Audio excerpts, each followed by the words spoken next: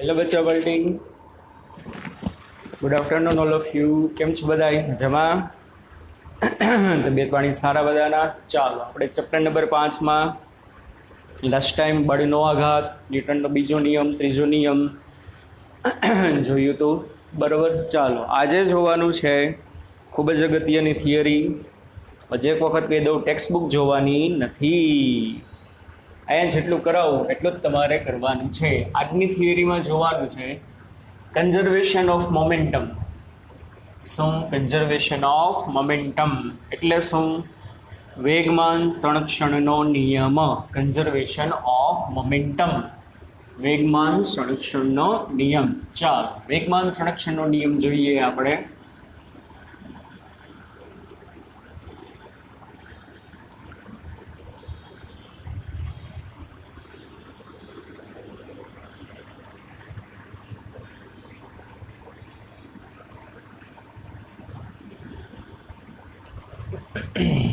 ખૂબ જ અગત્યનો ટોપિક છે.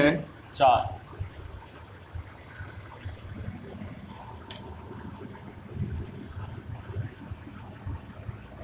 વેગમાન સંરક્ષણ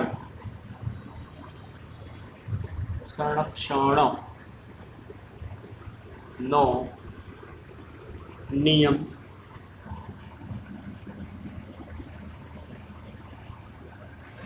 Conservation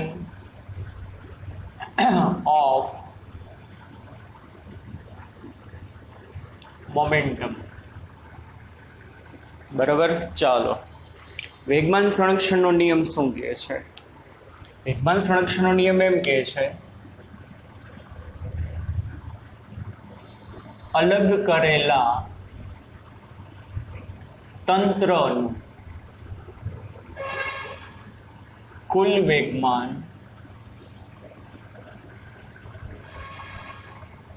અચળ હોય.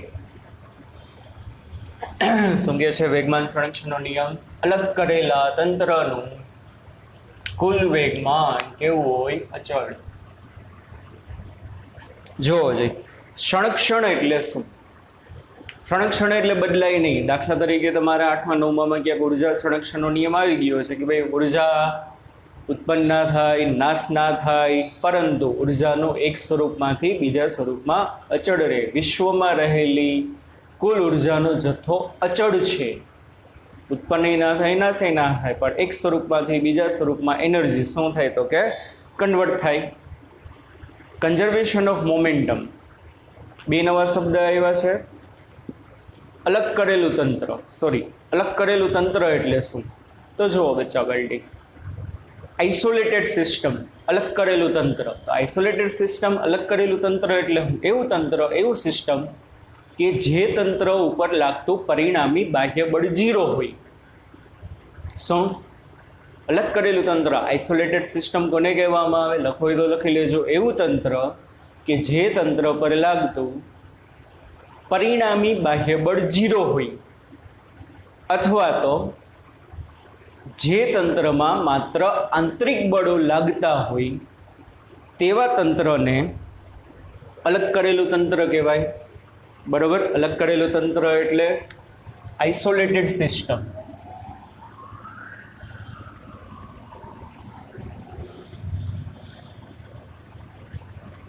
અલગ કરેલું તંત્ર, જે તંત્ર પર લાગતું બાહ્ય બળ 0 હોય, અથવા તંત્રમાં માત્ર આંતરિક બળો લાગતા હોય, તો તેવા તંત્રને અલગ કરેલું તંત્ર કહેવાય. કે આ વળી શું અલગ કરેલું તંત્ર? કે બાહ્ય બળ ના લાગે, ખાલી ઇન્ટરનલ ફોર્સ લાગે. ઇન્ટરનલ ફોર્સ, આંતરિક બળ. દાખલા તરીકે સિમ્પલ એક્ઝામ્પલ દઉં, હમણાં તમને સમજાઈ જાય. હમણાં દિવાળી નજીક આવે છે. દિવાળી નજીક આવે છે એટલે આપણે બોમ્બ ફોડીએ છીએ. તો જોવો જે બચ્ચા પાર્ટી જી ફટાકડા જી બોમ્બ છે, બોમ્બનો વિસ્ફોટ થાય અને એના ઘણા બધા ટુકડા બને. બોમ્બ છે ને એક સિસ્ટમ કહેવાય, તંત્ર કહેવાય. પહેલા એક જ ટુકડો છે એનો વિસ્ફોટ થાય પહેલા, પછી વિસ્ફોટ થશે, પછી એના અસંખ્ય ટુકડા થશે. હવે એ બોમ્બનો વિસ્ફોટ થાય છે એના પાછળનો રીઝન શું? એક્સટર્નલ ફોર્સ કે ઇન્ટરનલ ફોર્સ? બાહ્ય બળ કે આંતરિક બળ? આંતરિક બળ.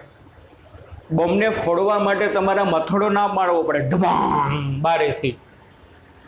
બારેથી જો તમે હથોડો મારો, ઇટ મીન્સ તમારા દ્વારા બાહ્ય બળ લાગ્યું. પણ આપણે બોમ્બનું મેકેનિઝમ તો ખબર જ છે. શું છે બોમ્બનું મેકેનિઝમ? બચ્ચા પલટી બોલો છું. હળગાવો તમે વાટ એટલે તણખો અંદર જાય, અંદર દારૂગોળો ભર્યો હોય, અંદર કેમિકલ પ્રોસેસ થાય, અને એ જે કેમિકલ એનર્જી છૂટી પડે ને એને પરિણામે એનો વિસ્ફોટ થયો.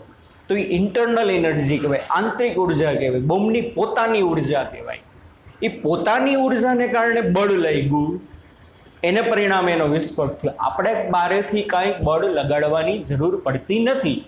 That's why it is called the isolated system. Bomb છે આઇસોલેટેડ સિસ્ટમ કહેવાય, અલગ કરેલું તંત્ર કહેવાય. એનાથી સમજાતું હે?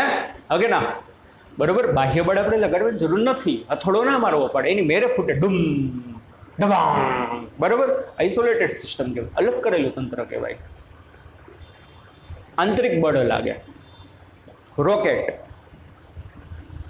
આપણે જે ઈસરોજી છે આપણું, બરોબર, એના સ્ટેશન ઉપરથી આપણે જે જુદા જુદા રોકેટ લોન્ચ કરીએ છીએ, મંગળયાન, ચંદ્રયાન ને આન તેન બધું, એ એક પ્રકારનું આઇસોલેટેડ સિસ્ટમ કહેવાય, એક પ્રકારનું અલગ કરેલું તંત્ર કહેવાય. આપણને એમ થાય એ કેમ અલગ કરેલું તંત્ર? સિમ્પલ લોજિક છે બચ્ચા પાર્ટી. તમે જ્યારે રોકેટને લોન્ચ પેડ ઉપરથી લોન્ચ કરવાનું હોય તો ત્યારે તમે જોશો એમાં રિવર્સ કાઉન્ટ ચાલુ થાય. 10, 9, 8, 7, 6, 5, 4, 3, 2, 1, ગો.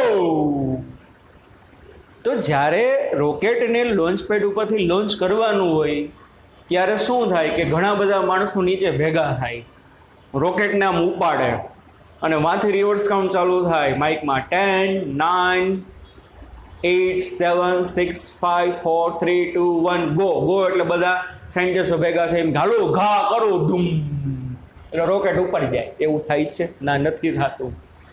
આપણે બાહ્ય બળ લગાડી છીએ? ના, નથી લગાડતા.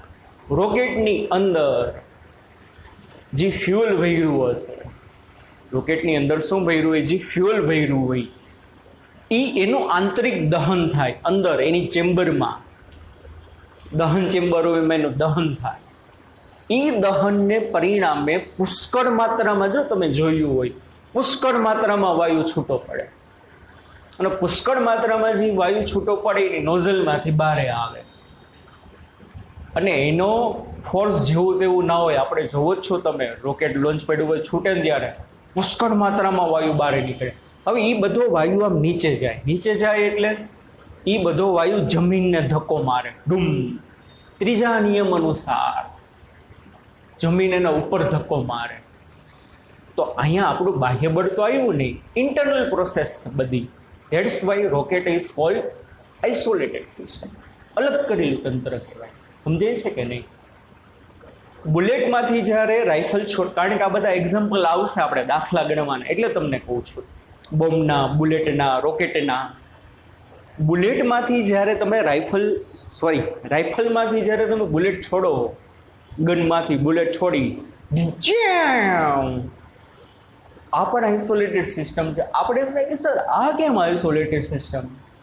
રાઇફલમાંથી જ્યારે બુલેટ છોડવી તો અમારે ટ્રિગર તો દબાવવું પડે. વાત 100% સાચી તમારે. ટ્રિગર તમારે દબાવવું પડે. ટ્રિગર તમે દબાવશો એટલે તમારું બાહ્ય બળ લાગ્યું. હા કે ના લાગ્યું ને? બાહ્ય બળ. પણ એ તમારું બાહ્ય બળ જે લાગ્યું એ બુલેટ ઉપર નથી લાગ્યું, ટ્રિગર ઉપર લાગ્યું. બુલેટ જે ગતિ કરે છે ઇન્ટરનલ ફોર્સને કારણે. સાદી બુલેટનું તમને મેકેનિઝમ સમજાવું. સાદી જે રાઇફલ હોય એનું, સાદી રાઇફલમાં શું હોય? જેવી તમે ટ્રિગર દબાવો ને એટલે અંદરની સ્પ્રિંગ છે ને કમ્પ્રેસ થાય, બ્રિંગ, અને સ્પ્રિંગ કમ્પ્રેસ થશે, અને જેવી સ્પ્રિંગ છૂટે ને ઢમ, એટલે અંદરની જે સ્પ્રિંગ હોય ને એ બુલેટ ઉપર બળ લગાડે ને બુલેટ એમાંથી બહાર નીકળે, સર. એટલે જો એક રીતે બાહ્ય બળ લાગ્યું ખરા, પણ પ્રત્યક્ષ નહીં, પરોક્ષ રીતે. પ્રત્યક્ષ નહીં, પરોક્ષ રીતે એટલે હું? પ્રત્યક્ષ બાહ્ય બળ એટલે શું કે ભાઈ બુલેટ હોય, બુલેટ પાછળ રાઇફલમાં કાણું હોય અને હું આમ આંગળી કરું ઢીંગ, તો મારા આંગળી વડે બુલેટ ઉપર બળ લાગ્યું તો એ પ્રત્યક્ષ બળ કહેવાય. પણ મારું બળ તો ટ્રિગર ઉપર લાગ્યું. એ ટ્રિગરનું બળ અંદરની સ્પ્રિંગ કમ્પ્રેસ કરે અને જેવી સ્પ્રિંગ છૂટે ઢ્યુમ, એટલે સ્પ્રિંગનું બળ કોના ઉપર લાગે? બુલેટ ઉપર. ઇન્ટરનલ ફોર્સ કહેવાય, આંતરિક બળ કહેવાય. That's why rifle and bullet are isolated system. Isolated system, બાહ્ય બળ ન લાગતું હોય અથવા તો આંતરિક બળો લાગે. કેવા બળો લાગે? આંતરિક બળો. એવી સિસ્ટમને અલગ કરેલું તંત્ર કહેવાય. તો મને કહે છે શું? અલગ કરેલા તંત્રનું કુલ વેગમાન અચળ હોય. હવે અલગ કરેલા તંત્રનું કુલ વેગમાન અચળ મતલબ શું જોવો જોઈએ? કુલ વેગમાન અચળ એનો મતલબ શું? P બરાબર અચળ. અને P બરાબર અચળ મીન્સ શું થશે જોવો જોઈએ? તંત્રનું પ્રારંભિક વેગમાન એના બરાબર શું થાય? તંત્રનું અંતિમ વેગમાન. જો પ્રારંભિક વેગમાન અને અંતિમ વેગમાન બે સરખા હોય ને તો વેગમાનનું શું થયું કે સંરક્ષણ. વેગમાનમાં વધારોય ના થયો, વેગમાનમાં ઘટાડોય ના થયો, મતલબ વેગમાન હતું એટલું ને એટલું રહ્યું. Initial momentum and final momentum are same.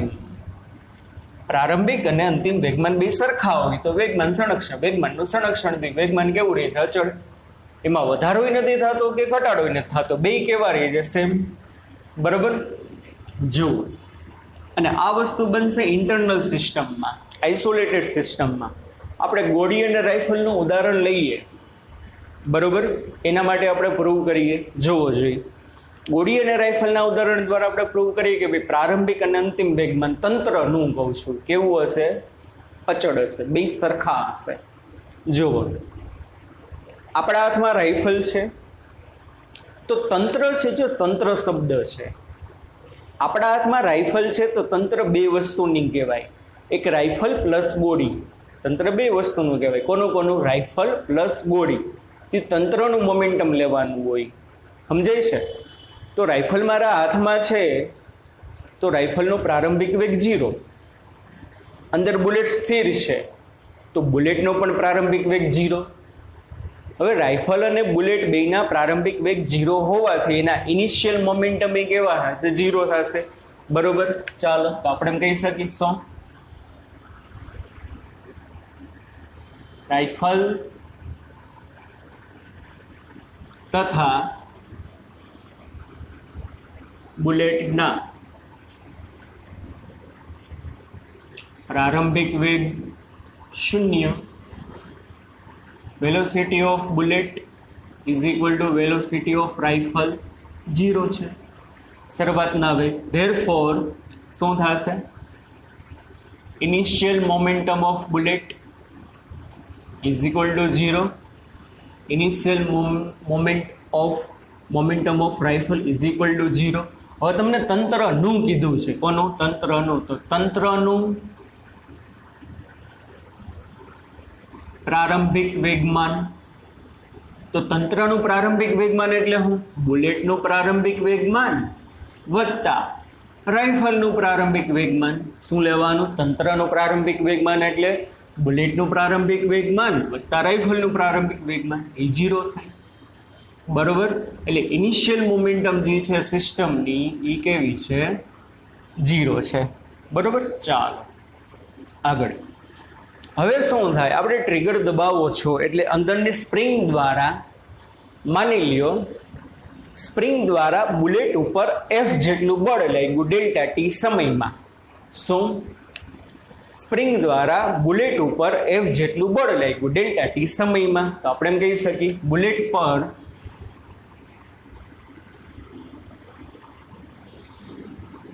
Spring દ્વારા એટલે કે રાઇફલ દ્વારા, બધું એકનું એક, કારણ કે સ્પ્રિંગ રાઇફલની અંદર જ હશે. બુલેટ પર રાઇફલ દ્વારા એફ જેટલું બળ ડેલ્ટા ટી સમય માટે લાગે છે. ત્રીજા નિયમ મુજબ શું થશે? બોલો બચ્ચા પલટી. ત્રીજા નિયમ અનુસાર શું થશે? રાઇફલે બુલેટ ઉપર એફ જેટલું બળ લગાડ્યું તો ત્રીજા નિયમ અનુસાર બુલેટે રાઇફલ ઉપર એફ જેટલું બળ લગાડશે, પરંતુ વિરુદ્ધ દિશામાં. કઈ દિશામાં? વિરુદ્ધ દિશામાં. ત્રીજા નિયમ મુજબ બુલેટ પણ રાઇફલ પર માઇનસ એફ એટલે વિરુદ્ધ દિશામાં માઇનસ એફ જેટલું બળ ડેલ્ટા ટી સમય માટે લગાડી. બરોબર. અને જોવો જોઈએ, આપણે ઘણીવાર જોયું હોય, જે શૂટિંગ હોય, શૂટિંગની કોમ્પિટિશન. શૂટિંગ એટલે આ પિક્ચરનું શૂટિંગ થાય, શૂટિંગ નહીં, રાઇફલનું જે શૂટિંગ હાલતું હોય. તમે એમાં જો જોતા હોય ને, તો જ્યારે જે અંદરનો જે ખેલાડી છે ને રાઇફલનું શૂટિંગ કરે ને, ત્યારે હરખું જોયું ને તો એના અહીંયા ખભા આગળ ગાદી હોય. શું કામ ને? જો રાઇફલનું દળ તો એટલું બધું બહુ ઝાઝું હોય. જેવું તમે જોશો ને કે ભાઈ રાઇફલમાંથી બુલેટ છૂટશે ને, આમ નીચે તરત આમ રાઇફલ પાછળ આવે. જોયું હોય તો આ બધાએ જોયું હોય. તો રાઇફલ પાછળ કાં આવી? કારણ કે રાઇફલે બુલેટ ઉપર આગળ બળ લગાડ્યું, સામે બુલેટ રાઇફલ ઉપર પાછળ બળ લગાડે. સમજાવી છે કે ને? બુલેટ જે છે રાઇફલ ઉપર પાછળ, એટલે રાઇફલ આમ પાછળ ડૂમ એટલે ખભા ઉપર એ આવે, એને પરિણામે ખભા ઉપર કંઈક બળ લાગે. એટલે રાઇફલ જે પાછળ આવે ને એને કહેવાય રાઇફલનો રિકોઇલ. શું કહેવામાં આવે? રાઇફલનો રિકોઇલ. તો રાઇફલનો રિકોઇલ એટલે શું? કે જ્યારે રાઇફલમાંથી બુલેટ છોડવામાં આવે છે ત્યારે રાઇફલ દ્વારા બુલેટ ઉપર આગળની દિશામાં બળ લાગે. બુલેટ પર રાઇફલ દ્વારા પાછળની દિશામાં જે ધક્કો લાગે, જે બળ લાગે, ઇટ ઇઝ કોલ્ડ રિકોઇલ. રાઇફલ પાછી આવશે, એને શું કહેવામાં આવે? રિકોઇલ કહેવામાં આવે. શું કહેવામાં આવે? રિકોઇલ. ચાલો, તો આ સમજાણું કે બુલેટ પર રાઇફલ એફ જેટલું બળ ડેલ્ટા ટી સમયમાં આગળ લગાડે તો સામે ત્રીજા નિયમ મુજબ બુલેટ પણ રાઇફલ ઉપર માઇનસ એફ જેટલું બળ લગાડે, પણ પાછળ. એટલા માટે તો આપણે એમ કહી શકીએ, શું કહી શકીએ? બુલેટના વેગમાનમાં થતો ફેરફાર. શું બચ્ચા પલટી? બુલેટના વેગમાનમાં થતો ફેરફાર. તો યાદ કરો, બળનો આઘાત એફ ગુણ્યા ડેલ્ટા ટી વેગમાનનો ફેરફાર આપે. એફ ગુણ્યા ડેલ્ટા ટી, એફ અને સમયનો ગુણાકાર કરો તો વેગમાનનો ફેરફાર આપે. તો બુલેટના વેગમાનમાં થતો ફેરફાર ડેલ્ટા પી બુલેટ બરાબર કેટલું બળ લાગ્યું બુલેટ ઉપર? એફ જેટલું. કેટલા સમયમાં? Delta T. તો બુલેટના વેગમાનમાં બચ્ચા પલટી કેટલો ફેરફાર થાય? ડેલ્ટા પી બરાબર એફ ડેલ્ટા ટી. ડેલ્ટા પી એટલે શું? વેગમાનમાં થતો ફેરફાર. અને વેગમાનમાં થતો ફેરફાર મીન્સ શું? Final momentum minus initial momentum. Final momentum minus initial momentum. એટલે અહીં હું લખી શકું P dash B minus P B એના બરાબર F delta T. P dash B એટલે બુલેટનું અંતિમ વેગમાન, પીબી એટલે બુલેટનું પ્રારંભિક વેગમાન. But I know initial momentum of the rifle is 0, therefore here put 0, therefore final momentum of bullet is equal to f delta t. બુલેટનું અંતિમ વેગમાન કેટલું થશે? f delta t. આ સમજાણું. ચાલો પછી રાઇફલના વેગમાનમાં થતો ફેરફાર. રાઇફલના વેગમાનમાં થતો ફેરફાર delta P rifle is equal two, ચાલો રાઇફલ ઉપર કેટલું બળ લાગ્યું? માઇનસ એફ ડેલ્ટા ટી સમય માટે. એટલે અહીંયા આવશે માઇનસ એફ ડેલ્ટા ટી. સમજાણું કે નહીં? ડેલ્ટા પી આર એટલે change in momentum of rifle. એટલે અહીંયા શું આવશે બચ્ચા party? P dash R minus P R is equal to minus F delta T. P dash R એટલે final momentum of rifle minus PR એટલે initial momentum of rifle, but I know initial momentum of rifle is 0. Therefore here P dash R is equal to minus F delta T. તો જોવો જી બચ્ચા party, બુલેટનું final momentum અને રાઇફલનું final momentum મળી ગયું. તો આપણે એમ કહી શકીએ, શું કહી શકીએ? તંત્રનું અંતિમ વેગમાન. શું? તંત્રનું અંતિમ વેગમાન. તો તંત્રનું અંતિમ વેગમાન કેટલું થશે? તંત્રનું કીધું છે, તો તંત્રનું અંતિમ વેગમાન એટલે બુલેટનું અંતિમ વેગમાન વત્તા રાઇફલનું અંતિમ વેગમાન, બેયનું સરવાળો. ચાલો, બુલેટનું અંતિમ વેગમાન કેટલું? F ડેલ્ટા ટી આવી રહ્યું અહીંયા ગોઈતું, વત્તા રાઇફલનું અંતિમ વેગમાન કેટલું? Minus F delta T. વત્તે ઓછે ઓછા F ડેલ્ટા ટી માંથી F ડેલ્ટા ટી જાય તો જવાબ આવે 0. લે, આ શું આવ્યું?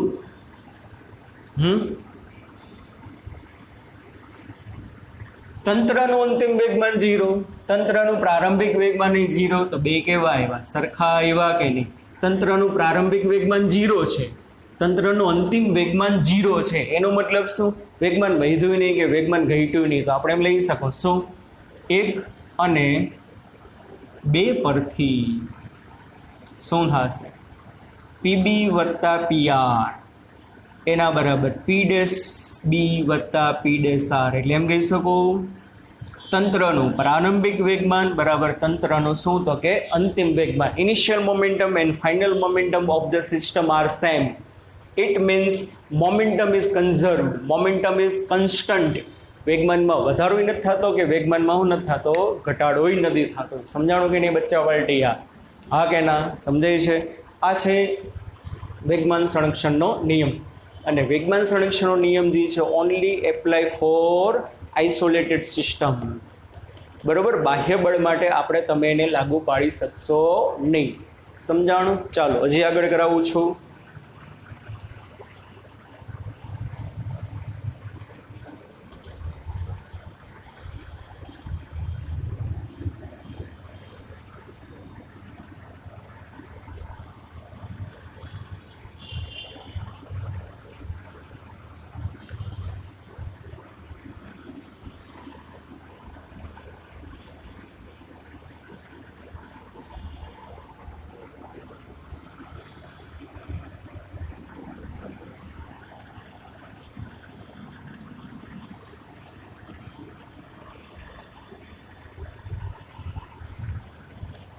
દાખલા તરીકે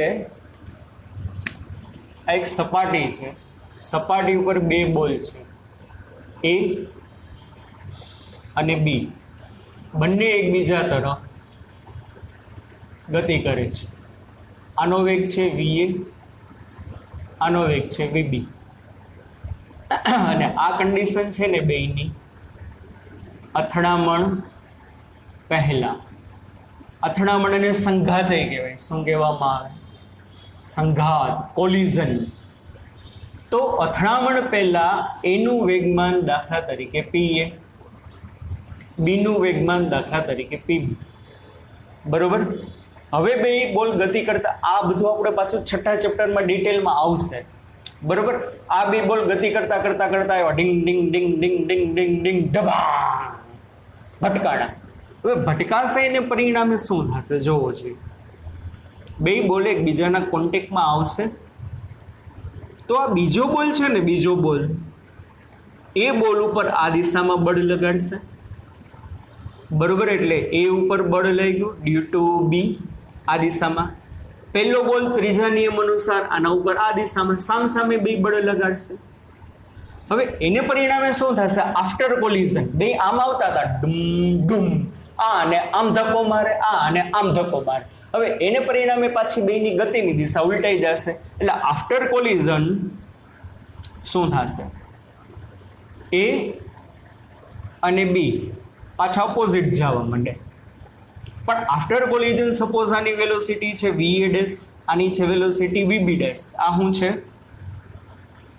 સંઘાત બાદ. તો આનું મોમેન્ટમ છે P ડેશ A, આનું મોમેન્ટમ છે P ડેશ B. હવે જો આ બે બોલ જ્યારે ભટકાય છે ત્યારે એકબીજા ઉપર બળ લગાડે છે. આપણે બળ લગાડ્યું કે એ લોકોનું ઇન્ટરનલ ફોર્સ લાગ્યું, એ લોકોનું ઇન્ટરનલ ફોર્સ લાગ્યું, આપણું તો કાંઈ બાહ્ય બળ છે નહીં. તો ઇન્ટરનલ ફોર્સ લાગ્યું, ઇટ મીન્સ અહીંયા વેગમાનનું સંરક્ષણ થશે. અને વેગમાનનું સંરક્ષણ થશે એટલે શું? Initial momentum of system is equal two final momentum of system. તો તંત્રનું પ્રારંભિક વેગમાન કેટલું થશે જોવો જોઈએ, PA વત્તા PB. તંત્રનું અંતિમ વેગમાન કેટલું થશે? P' વત્તા P'B. સમજાય છે? તંત્રનું પ્રારંભિક વેગમાન એનું વેગમાન વત્તા બીનું વેગમાન, અને અંતિમ વેગમાન એ કેટલું હશે? સરખું હશે. બરોબર? કારણ કે અહીંયા જે બળ લાગ્યા છે આંતરિક બળો લાગે. અત્યારે અહીંયા જે પ્રોસેસમાં જે બળ લાગશે ને આંતરિક બળ લાગે.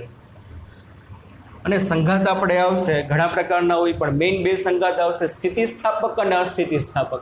એ શું ત્યારે આપણે વાત કરશું, છઠ્ઠા ચેપ્ટરમાં ડિટેલમાં આવશે. Elastic collision and non elastic collision. કોઈ પણ પ્રકારનું સંઘાત હોય, મોમેન્ટમનું શું થાય? કન્ઝર્વેશન થશે. ઓકે, ચાલો આ સમજાણું બચ્ચા પાર્ટી. આ છે વેગમાનનું સંરક્ષણ. ચાલો બીજું હું આમે કહી શકું કે ભાઈ આપણે એમ કહી શકાય કે ભાઈ ક્યાંક MCQમાં કદાચ આવે કે ભાઈ વેગમાન સંરક્ષણનો નિયમ જે છે, વેગમાન સંરક્ષણનો નિયમ એ કેવો છે? યુનિવર્સલ છે. યુનિવર્સલ મતલબ શું? સાર્વત્રિક. સાર્વત્રિક મતલબ શું? કે ભાઈ જ્યાં જ્યાં બાહ્ય બળ 0 હોય, જે સિસ્ટમ હોય, જે તંત્ર હોય, ત્યાં જો બાહ્ય બળ 0 હોય, બધી વિશ્વનો કોઈ પણ ખૂણો હોય, તંત્રમાં લાગતું બાહ્ય બળ 0 હોય, એટલે કે ખાલી ઇન્ટરનલ ફોર્સીસ લાગતા હોય, તો હંમેશા વેગમાનનું સંરક્ષણ થાય. બરોબર? તો momentum of conservation are universal, સાર્વત્રિક છે, વિશ્વમાં બધે પાલન થાય, કોઈ પણ ખૂણે. પણ કન્ડિશન શું હોવી જોઈએ? બાહ્ય બળ 0 હોવું જોઈએ. એકા. બીજું, વેગમાન સંરક્ષણનો નિયમ તમારે સાબિત કરવા માટે ન્યૂટનના બીજા અને ત્રીજા નિયમની મદદ લેવી પડે. ન્યૂટનનો ત્રીજો નિયમ હમણાં આપણે અહીંયા લખ્યું હતું કે રાઇફલે બુલેટ ઉપર F જેટલું બળ લગાડ્યું, તો સામે ત્રીજા નિયમ અનુસાર બુલેટ રાઇફલ ઉપર -F જેટલું બળ લગાડે, એટલે ત્રીજો નિયમ. એના પછીના સ્ટેપમાં આપણે શું જોયું હતું? F ΔT બરાબર dP, એ બીજો નિયમ છે કે નહીં? બળનો આઘાત એ બીજો નિયમ છે, કારણ કે બીજા નિયમનું સૂત્ર શું હતું? F બરાબર ΔP/ΔT. તો એટલું યાદ રાખવાનું કે MCQ જોવો કે ભાઈ વેગમાન સંરક્ષણનો નિયમ જે છે પ્રૂવ કરવા માટે ક્યાં બે નિયમનો સહારો લેવો પડે? તો second law of Newton and third law of Newton. And momentum of conservation are universal. વિશ્વના કોઈ પણ ખૂણે શું થાય? એનું પાલન થાય. આપણે એમ કહીએ છીએ કે ભાઈ F બરાબર dP/dt. હવે હમણાં આપણે કીધું તો એમ, જો બાહ્ય બળ 0 હોય, બાહ્ય બળ 0, તો આનો મતલબ શું? dP/dt બરાબર 0. જો હું એમ નથી કહેતો કે વેગમાન 0, હું શું કહું છું? dP/dt બરાબર 0. ઇન્ટરનલ પ્રોસેસ થશે ને, અહીંયા તંત્રના વ્યક્તિગત ઘટકનું વેગમાન બદલશે. એટલું યાદ રાખજો. એ વળી હું તંત્રના વ્યક્તિગત ઘટકનું વેગમાન બદલે. હમણાંનું આની પહેલાનું જ એક્ઝામ્પલ છે. બુલેટનું પ્રારંભિક વેગમાન કેટલું હતું? 0 હતું ને. અંતિમ વેગમાન કેટલું થયું? હમણાં આપણે અહીંયા ગણ્યું હતું F ગુણ્યા ΔT. એટલે પ્રારંભિક 0 હતું, પણ બુલેટ ગતિ કરે છે, મતલબ કંઈક વેગમાન મેળવશે. એટલે વેગમાન સંરક્ષણનો નિયમ જે છે કોઈ પણ એક પાર્ટિકલ, કોઈ પણ એક સબસ્ટન્સ માટે નથી, સિસ્ટમ માટે છે, તંત્ર માટે છે. બુલેટના વેગમાનમાં તો વધારો થયો જ છે. બુલેટનું પ્રારંભિક વેગમાન 0 હતું, બુલેટ આમ જોઈ સમ એટલે કંઈક વેગ આવે, એટલે એનું અંતિમ વેગમાન કંઈક હશે. રાઇફલ શરૂઆતમાં સ્થિર હતી, પ્રારંભિક વેગમાન 0, પણ રાઇફલ પાછળ આવી 20 જેટલા વેગથી, એટલે રાઇફલનું અંતિમ વેગમાન તો કંઈક હશે. તો તંત્રના ઇન્ડિવિજ્યુઅલ કમ્પોનન્ટ હોય, સ્વતંત્ર ઘટકો હોય, એના વેગમાનમાં તો ચેન્જ થશે, પણ આખી સિસ્ટમનું જ્યારે તમે કાઉન્ટ કરો ને, ત્યારે ઇનિશિયલ અને ફાઇનલ બે કેવું હોય? સેમ હોય. આ ખાસ યાદ રાખજો. જો બાહ્ય બળ 0 હોય તો dP/dt બરાબર 0. એનો મતલબ શું? dP/dt બરાબર 0 એનો મતલબ શું? P બરાબર 0 નથી લખ્યું, dP/dt બરાબર 0 એટલે શું? વેગમાનમાં સમયની સાપેક્ષે થતો ફેરફાર 0 અને વેગમાનમાં સમયની સાપેક્ષે થતો ફેરફાર 0 it means p is equal two અચળ.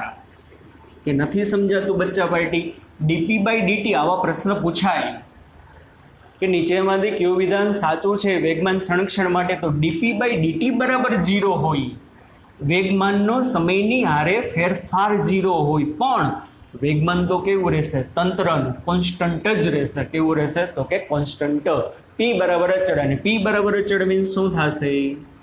p initial is equal two p final, અને p initial is equal two p final એટલે નામે લખાય pf minus pi is equal two 0. pf minus pi is equal two 0. It means delta p is equal two 0. અને delta p બરાબર 0, p બરાબર 0 નથી લખ્યું, delta p બરાબર 0 એટલે વેગમાનનો ફેરફાર કેવો હશે? તો કે શૂન્ય હશે. સમજાણું છોડાવ આટલું આ વસ્તુ? હા કે ના? ચાલો એક બે દાખલા ગણાવું. લખો રકમ. એક સૈનિક, લખો રકમ. એક સૈનિક પોતાની રાઇફલમાંથી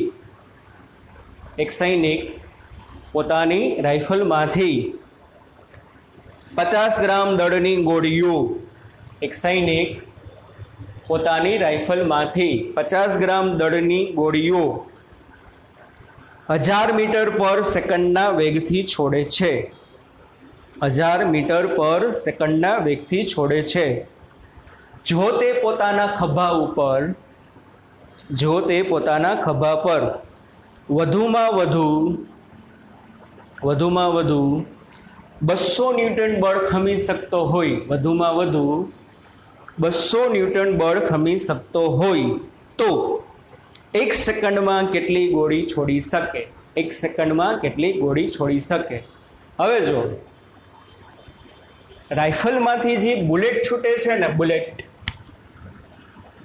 એ બુલેટનું દળ આપ્યું છે 50 ગ્રામ, એટલે 50 ગુણ્યા 10⁻³ કિલો. જે બુલેટ છૂટે છે ને એની વેલોસિટી છે 1000 મીટર પર સેકન્ડ. 1000ના વેગથી બુલેટ આગળ જાય છે. સૈનિક પોતાના ખભા ઉપર કેટલું બળ ખમી શકે છે? 200 ન્યૂટનનું. તો ડેલ્ટા ટી બરાબર 1 સેકન્ડમાં કેટલી ગોળી છોડી શકે? નંબર ઓફ બુલેટ આપણે ગોતવાની છે કે ભાઈ 1 સેકન્ડમાં સૈનિક કેટલી ગોળી છોડી શકે. એટલે શું જોવું જોઈએ? એક ગોળી છૂટી હોય 1 સેકન્ડમાં તો રાઇફલના વેગમાનમાં ફેરફાર કેટલો હોય? બોલો, કેવો જોઈએ?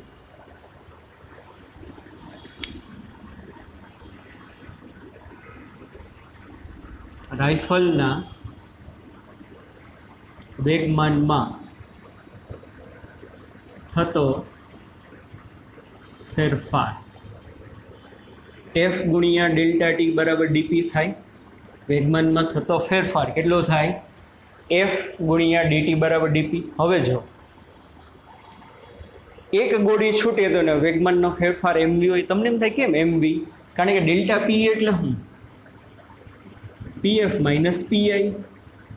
અને પીઆઈ એટલે શું? બુલેટનું ઇનિશિયલ મોમેન્ટમ. એટલે બુલેટ શરૂઆતમાં તો સ્થિર હોય, તો અંતિમ વેગમાન જેટલું જ થાય કે નહીં? હવે જો રાઇફલમાંથી એક બુલેટ છૂટે ને તો એનું અંતિમ વેગમાન કેટલું હોય? એમવી. 2 બુલેટ છૂટે તો 1 સેકન્ડમાં 2 એમવી. 3 બુલેટ છૂટે તો 3 એમવી.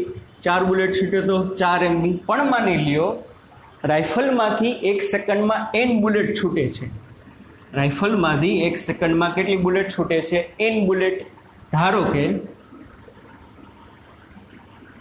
ડેલ્ટા ટી સમયમાં રાઇફલમાંથી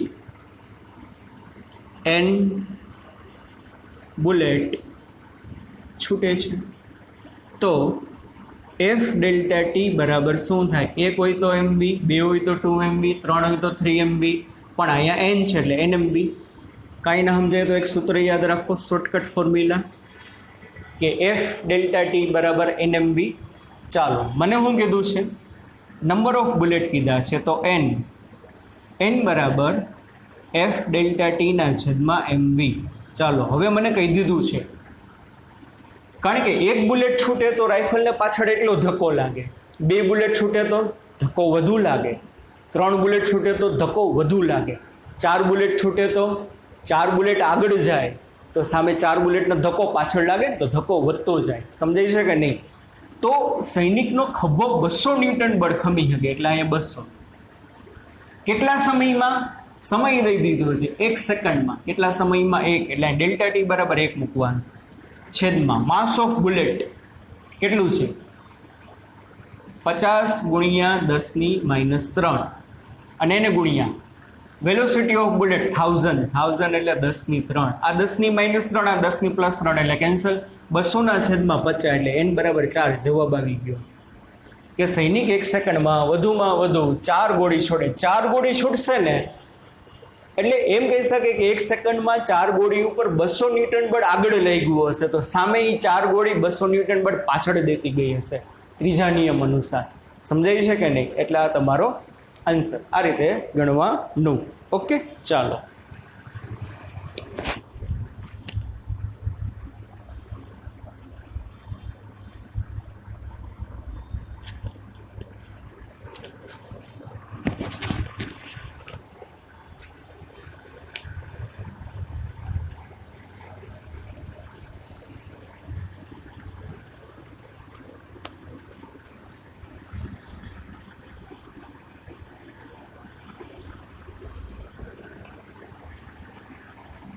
લખો એક.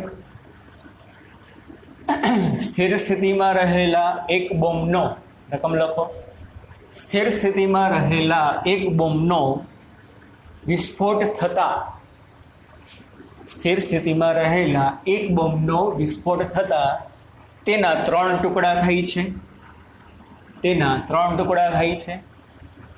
3માંથી 2 ટુકડા સમાન દળના છે. 3માંથી 2 ટુકડા સમાન દળના છે, અને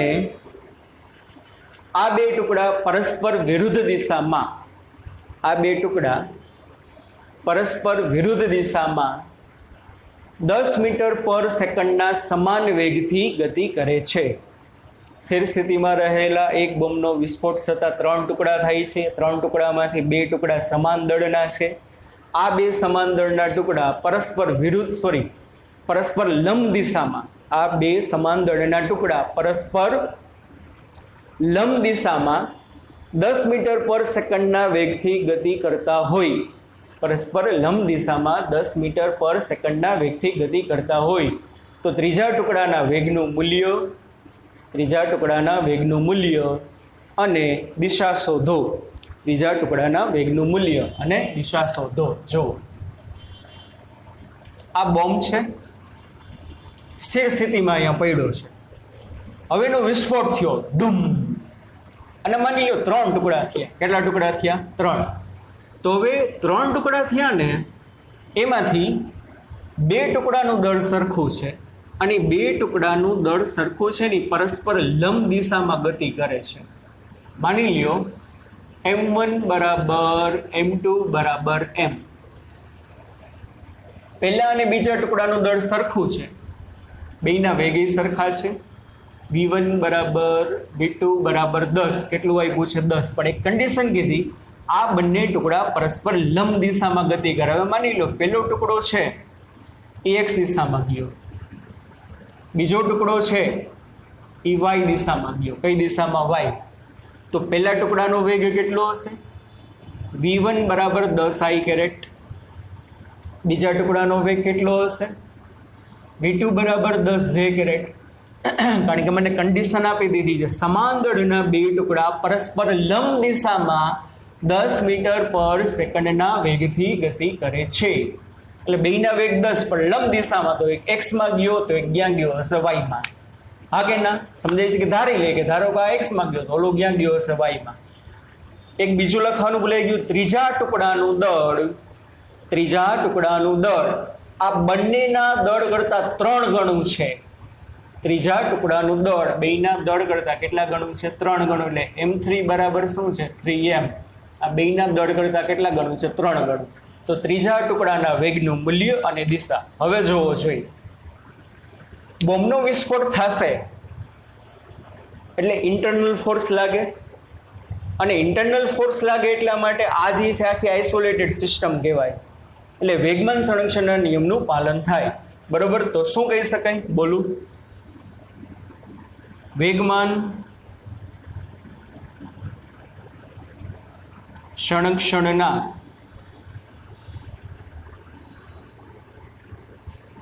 નિયમ મુજબ બોમ્બ, લક્ષ્મી બોમ્બ નહીં, હજી કાલે ટેલર આવ્યું અક્ષય કુમારનું પિક્ચર, એ લક્ષ્મી બોમ્બ નહીં, આ બોમ્બનું પ્રારંભિક વેગમાન એના બરાબર બોમ્બનું અંતિમ વેગમાન. હવે શરૂઆતમાં તો બોમ્બ સ્થિર અવસ્થામાં છે, અને શરૂઆતમાં બોમ્બ સ્થિર અવસ્થામાં છે એટલે એનું ઇનિશિયલ મોમેન્ટમ 0. પછી જુઓ બચા પલટી, બોમ્બ ફૂટ્યો એના પછી 3 ટુકડા થયા, તો સિસ્ટમ 3 ટુકડાની કહેવાય. મેં તમને કીધું છે સિસ્ટમનું મોમેન્ટમ લેવાનું. હમણાં જ આપણે જોયું હતું બુલેટ અને રાઇફલનું. સિસ્ટમ 2 જણાની કહેવાય, બુલેટ પ્લસ રાઇફલની. બુલેટ પ્લસ રાઇફલનું પ્રારંભિક વેગમાન એના બરાબર બુલેટ પ્લસ રાઇફલનું અંતિમ વેગમાન. હમણાં દડાનું ઉદાહરણ જોયું હતું, 2 દડાનું પ્રારંભિક વેગમાન બરાબર 2 દડાનું અંતિમ વેગમાન. તો અહીંયા બોમ્બનું પ્રારંભિક વેગમાન ત્યારે 1 જ ટુકડો હતો બરાબર બોમ્બનું અંતિમ વેગમાન એટલે 3 ટુકડા થયા છે. તો 3 ટુકડાના વેગમાનનો સરવાળો માની લો, પહેલા ટુકડાનું વેગમાન p1 અંતિમ વેગમાન, બીજા ટુકડાનું અંતિમ વેગમાન p2 અને ત્રીજા ટુકડાનું અંતિમ વેગમાન કેટલું છે? p3. બચ્ચા પલટી એટલું સમજાણું. p1 + p2 + p3. હવે મૂકો ચાલો કિંમત. p1 એટલે શું થશે? m1 v1 સદિશ, p2 એટલે m2 v2 સદિશ, p3 એટલે m3 v3 સદિશ, અને એના બરાબર 0. m1 v1 m2 v2 m3 v3 એના બરાબર 0. ચાલો વેલ્યુ મૂકો. પહેલા ટુકડાનું દળ m, એનો વેગ આપ્યો છે. કેટલો છે એનો વેગ? 10 i કેરેટ. એટલે અહીંયા શું આવે? v1 ની બદલે 10, m1 ની બદલે m, અને કઈ દિશામાં છે? i caret. 10m i caret વત્તા બીજા ટુકડાનું દળ m, એનો વેગ 10 પણ j કેરેટ એટલે 10m j કેરેટ પ્લસ ત્રીજા ટુકડાનું દળ 3m, હવે એનો વેગ ખબર નથી એટલે એમને એના બરાબર 0. આ બેને પેલી બાજુ ટપાડો એટલે 3m v3 બરાબર -10m i caret -10m j caret. સમજાણું બચ્ચા પાર્ટી? તો v3 સદિશ બરાબર આ 3m આ નીચે જાવ દો તો 2 ના છેદમાં જાય, -10m ના છેદમાં 3m i -10m ના છેદમાં 3m j, mm કેન્સલ, 10 ના છેદમાં શું થશે? 10 ના છેદમાં 3.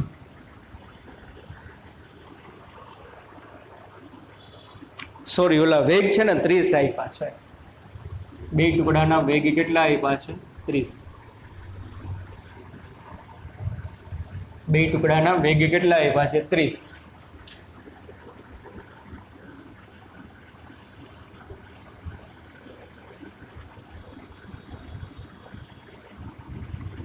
તો ચાલો mm કેન્સલ, 30 ના છેદમાં 3 એટલે -10, I -10 કોના બરાબર?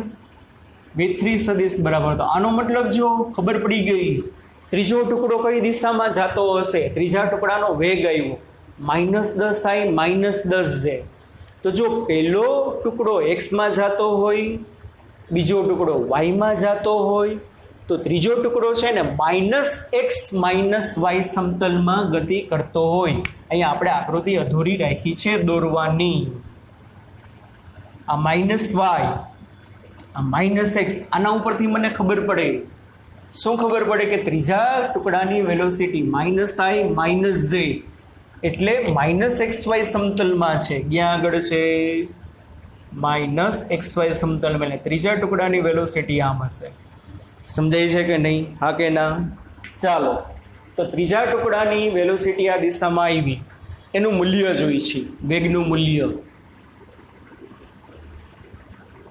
કેટલું થાય બચ્ચા પાર્ટી? માનાંકમાં V3 સદિશ બરાબર -10 વર્ગ વત્તા -10 વર્ગ અને એનું વર્ગમૂળ, એટલે આ થશે 10√2 મીટર પર સેકન્ડ. દિશા, તો દિશા માટે શું થશે બોલો જોઈ? વાય ઘટકના છેદમાં એક્સ ઘટક 10 ના છેદમાં 10, અને થીટા બરાબર tan ઇન્વર્સ 1, એટલે થીટા બરાબર આવે 45 ડિગ્રી. તો આનો મતલબ હું ત્રીજો ટુકડો -x -y સમતલમાં ઋણ x અક્ષ સાથે નીચેની બાજુ, શું ઋણ x અક્ષ સાથે નીચેની બાજુ 45 ડિગ્રીના ખૂણે ગતિ કરતો હશે. કોક કે ભાઈ આ બેની દિશા તમે બદલાવો તો બદલી જાય. કાંઈ ના આપ્યું હોય ત્યારે x અને y લઈ લો. દાખલા તરીકે આ ધન x માં જતો હોય, આ ઋણ y માં જતો હોય, તો આ બે ટુકડા આમ જતા હોય ને તો ત્રીજો ટુકડો આમ આવશે. દિશા તમારી રીતે તમે ચૂઝ કરી શકો. બરોબર સમજાય છે? કાંઈ નથી આપ્યું ત્યારે +x અને +y લઈ લ્યો. લંબ કીધું છે એટલે બે ટુકડા પરસ્પર કેવી રીતે ગતિ કરે છે? લંબ રૂપે. ઓકે, ચાલો પછી એક બીજું હજી કહી દઉં.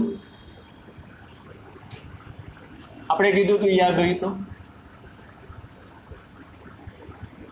જો fx બરાબર 0 હોય ને, એટલે x દિશામાં લાગતું બળ 0 હોય ને, તો x દિશાનું વેગમાનમાં થતો ફેરફાર 0, એટલું યાદ રાખજો. fy એટલે y દિશાનું બળ 0 હોય તો dpy/dt, y દિશાનો વેગમાનનો ફેરફાર 0 હોય. z દિશાનું બળ 0 હોય તો z દિશાના વેગમાનનો ફેરફાર કેવો હોય? 0. જો fx એટલે x દિશામાં લાગતું બળ 0 છે તો dpx/dt 0 આવે. એટલે x દિશાનું મોમેન્ટમ છે ને એમાં કાંઈ ફેરફાર ના થાય, પણ વાયમાં અને ઝેડમાં થાય. સમજો હા કે ના? જો fy બરાબર 0 હોય તો વાય દિશાનું મોમેન્ટમ ચેન્જ ના થાય, પણ એક્સ અને ઝેડનું ચેન્જ થઈ શકે. ઓકે, ચાલો એક વસ્તુ આ હજી એક બીજું કહી દઉં. જો તમે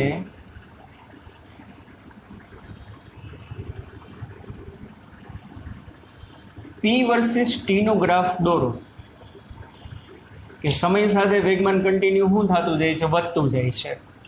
અને જો તમે એનો ઢાળ માપો ને જે તે બિંદુએ, માની લો અહીંનો હું ઢાળ માપું, આ થીટા જેટલો છે, તો P વર્સિસ T ના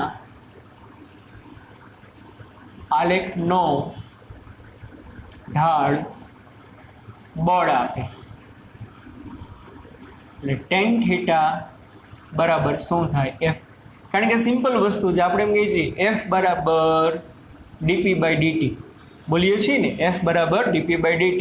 તો આનો તમે ઢાળ ગોતો તો સામેની બાજુ એટલે dp થાય, પાસેની બાજુ એટલે dt થાય. બરોબર? આ સામેની બાજુ એટલે dp થાય, પાસેની બાજુ એટલે dt.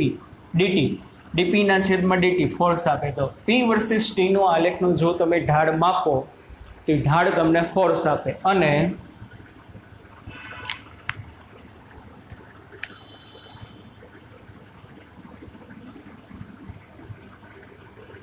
F વર્સિસ T, અને લો આવો આલેખ છે. સમય સાથે બળની વેલ્યુ કન્ટિન્યુ વધે છે, ઘટે છે, વધે છે, ઘટે છે, પણ તમારે તો એટલું યાદ રાખવાનું F વર્સિસ T ના આલેખનું ક્ષેત્રફળ બે અલગ અલગ છે. F વર્સિસ T ના આલેખનું ક્ષેત્રફળ વેગમાનનો ફેરફાર આપે. આ બધું યાદ રાખવાનું, બહુ ડિટેલમાં પ્રૂવ ના કરવાનું હોય. આપણે તો જી નીટના આસ્પેક્ટથી જ અગત્યનું છે. બરોબર સમજાય છે? જો એટલું યાદ રાખવાનું, F વર્સિસ T નો આલેખ જી હોય એનું ક્ષેત્રફળ સમયની અક્ષની ઉપર હોય ને, તો આ જી ક્ષેત્રફળ વેગમાનનો પોઝિટિવ ફેરફાર આપે. શું આપે? વેગમાનનો પોઝિટિવ. જો એફ વર્સિસ ટીના આલેખનું ક્ષેત્રફળ સમયની અક્ષની નીચેની બાજુ હોય ને તો આ ક્ષેત્રફળ વેગમાનનો નેગેટિવ ફેરફાર આપે. આટલું તમારે યાદ રાખવાનું છે. બરોબર? ચાલો, કન્ઝર્વેશન ઓફ મોમેન્ટમ કમ્પ્લીટ. લગભગ બધું કરાવી દીધું છે તમને. ઓકે બચ્ચા વર્લ્ડી, ચલો bye bye, take care, C you. ધ્યાન રાખજો.